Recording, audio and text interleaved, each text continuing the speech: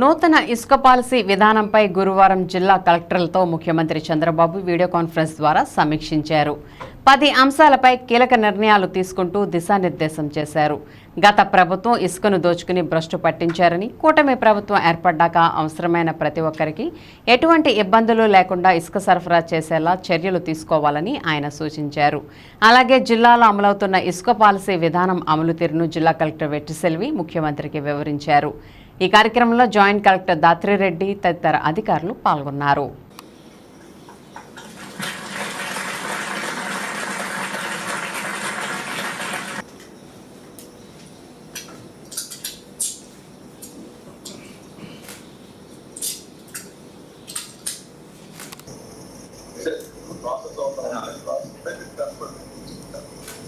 In this system, we have to establish a cycle.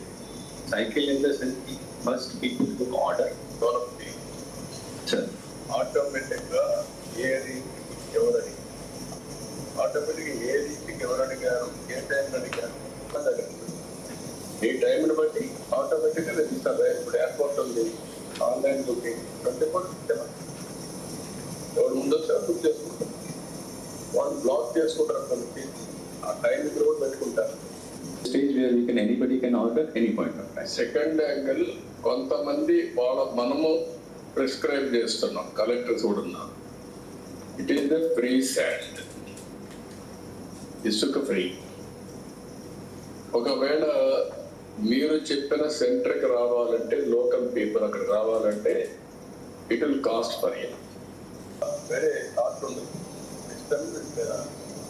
ఇదే ఈ టైస్ allotment మీకు ఏదైనా అన్లెస్ ఏదైనా ప్రాబ్లమ్స్ ఉంటే తప్ప సిస్టమ్ విల్ క్రియేట్ ప్రియారిటీ ఎవరి మీరు వాచ్ చేసుకుంటా ఉంటారు.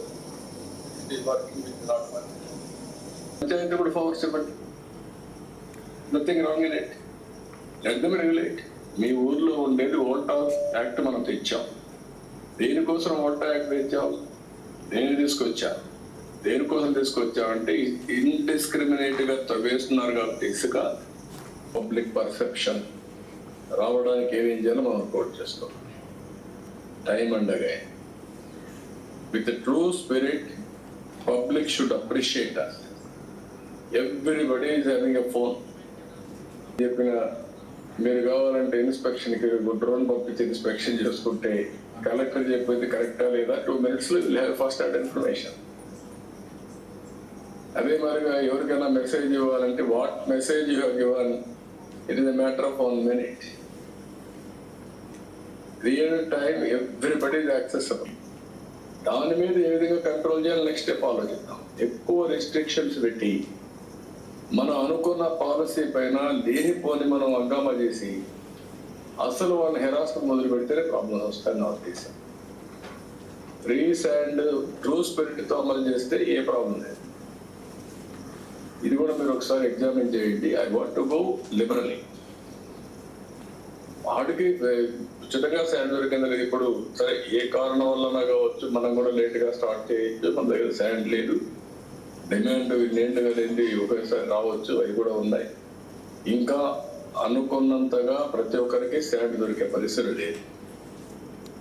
As on today that is the reality.